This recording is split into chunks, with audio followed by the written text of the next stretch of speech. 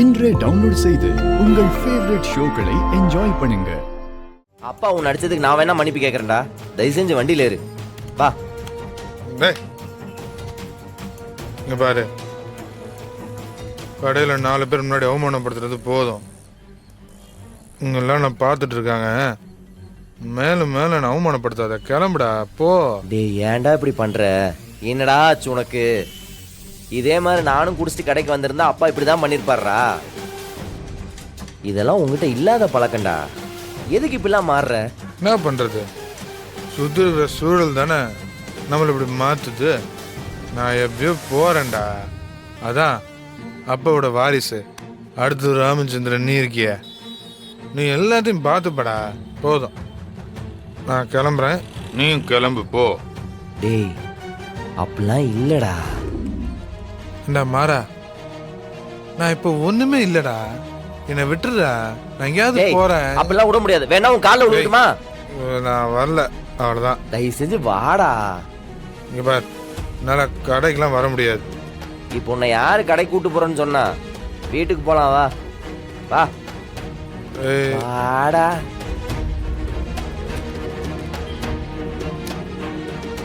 ஏறு. அத்தை, என்னடா விஷயம் தெரியுமா? ஏன்டா இப்படி குதிச்சு ஓடி வர? என்ன? டேய் ஒரு சந்தோஷமான விஷயம்டா. எந்திரி, மூஞ்சி அப்படி வைக்காத. என்னடா அந்த சந்தோஷமான விஷயம்? நமக்கு ஏதாவது பெரிய ஆர்டர் கிடைச்சிருச்சா? உன் வாய்க்கு சக்கரை தான் அள்ளி போடணும். கரெக்டா சொல்லிட்ட.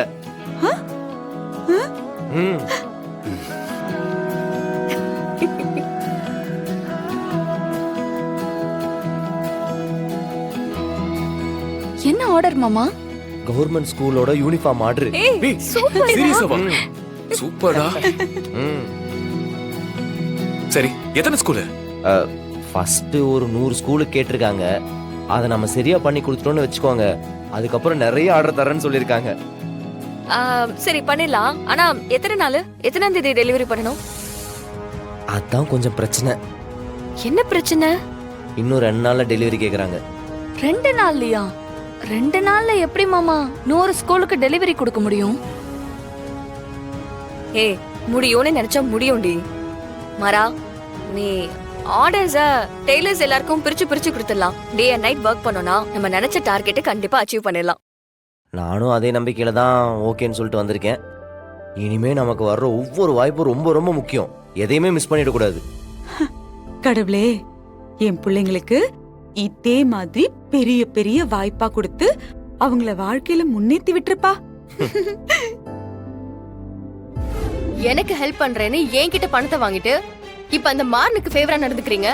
என்ன நடந்துச்சுன்னு தெரியாத பேசாதம்மா. அதான் பார்த்தனே, கவர்மெண்ட் ஆர்டரை அவனுக்கு தூக்கி கொடுத்திருக்கீங்க. உங்களை நம்பி நான் எலெக்ஷன்ல தோத்துட்டு நிக்கிறேன். விஜி, இப்ப நம்ம சங்கத்தோட பிரசிடென்ட் மாறன்.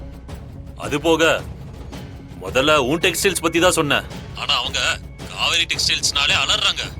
முன்ன இருந்த மாதிரி இப்ப இல்லம்மா. மவுசு மொத்தமா குறைஞ்சிருச்சு. ஏன் ஏன் ஏன் குறைஞ்சிருச்சு? எனக்கு நல்லதானே வியாபாரம் நடந்துட்டு இருக்கு அப்படின்னு நீ சொல்ற. ஆனா வெளியில வேற மாதிரி பேசுறாங்களே. மாறனோட கடை சின்ன கடையா இருந்தாலும் நாலா பக்கமும் அவன் கடையை பத்தி தான் பேசுறாங்க. பேசுறது இருக்கட்டும், அவன் அந்த தம்மா தூண்டு கடையை வச்சுக்கிட்டு எப்படி நான் அவ்வளவு பெரிய ஆர்டர் முடிக்க முடியும்? ஒருவேளை அவன் பண்ணாம போனா? அவன் பண்ண மாட்டான். அடுத்து என்ன? அவன் பண்ணலன்னு ஆர்டர் உனக்கு வாங்கி தரேன், நீ ரெடியா இருந்துக்க. ஆர்டரை கரெக்டா அவனால டெலிவரி பண்ண முடியாது. போன் வைக்கிறேன்.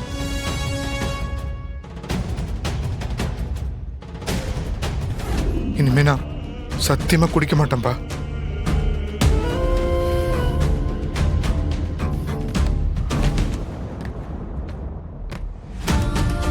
டேய், எல்லாம் சரியா இருக்கும்போது நாம எப்படி இருக்கோங்கிறது முக்கியம் இல்லடா. நமக்கு பிரச்சனை வரும்போது நாம நிலைமை தடுமாறாம நிதானமா இருக்கணும். அதுதான்டா முக்கியம். மனசுல 1000 கஷ்டம் இருக்கலாம், குடிச்சா அது தீந்துருமா? ஏண்டா, குடி என்னைக்குமே எதுக்குமே தீர்வு ஆகாது. அது குடிக்கிறவனுக்கும் கேடு, சுத்தி இருக்கிறவனுக்கும் கேடு. இதெல்லாம் நான் சொல்லி உனக்கு தெரிய வேண்டியது இல்லடா. ஏன்னா ஏற்கனவே இந்த குடியால நாம குடும்பத்தை எவ்வளவு பாதிப்பை சந்திச்சிருக்கோம் எல்லாமே உனக்கு நல்லாவே தெரியும். டேய், இந்த குடும்பத்திலே என்னோட பெரிய நம்பிக்கை நீதான்டா. நானும் நம்ம கடை கைவிட்டு போனதுல இருந்து உன்னை பார்த்துக்கிட்டு தான் இருக்கேன். உன் நடவடிக்கை எதுவுமே சரியில்லை. எல்லாமே திரும்ப நம்ம கைக்கு வந்துடும். நம்பிக்கையை விடாம உழைக்கணும், அதுதான் முக்கியம். ஜவுளி தொழில்ல எனக்கு அடுத்தது உனக்கு தான் எல்லாமே நல்லா தெரியும். எத்தனையோ தடவை கஸ்டமர் கிட்ட நீ நடந்துக்கிறத பார்த்து நான் பெருமைப்பட்டிருக்கேன். ராகவா, நான் தொழில ஆரம்பிக்கும் போது பிராண்டட் கம்பெனியோட டேமேஜ் பீஸுக்காக அந்த கம்பெனி வாசல்ல போய் வெயிட் பண்ணிக்கிட்டு இருப்பேன். அதை வாங்கி டேமேஜை சரி பண்ணி வித்தா கொஞ்சம் லாபம் அதிகமா கிடைக்கும்.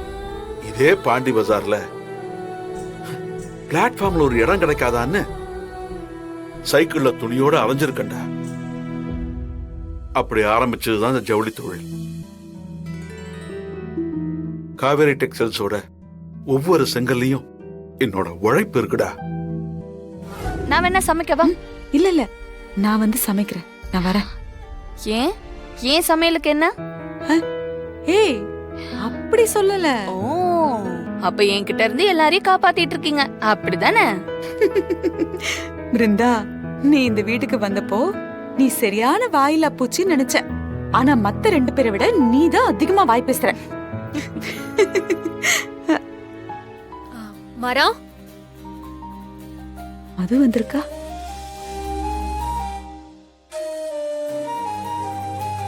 வாம்மா, வந்து உட்காரு, காஃபி எடுத்துட்டு வரேன். அதெல்லாம் வேண்டாமா. மாறன் எங்க?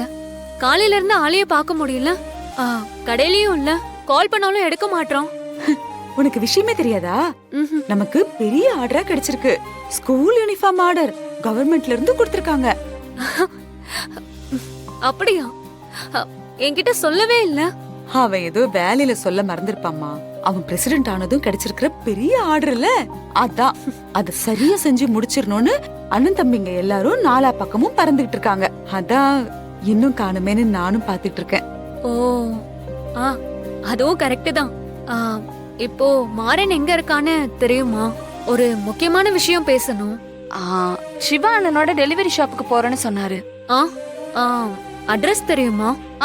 தெரியுமே. டி நகர் நடேசன் பார்க்குக்கு பின்னாடி 2வது பில்டிங். அங்க ஒரு பெரிய போர்டு இருக்கும். சரி, ஓகே, நான் நேர்ல போய் பாத்துக்கிறேன். சரி.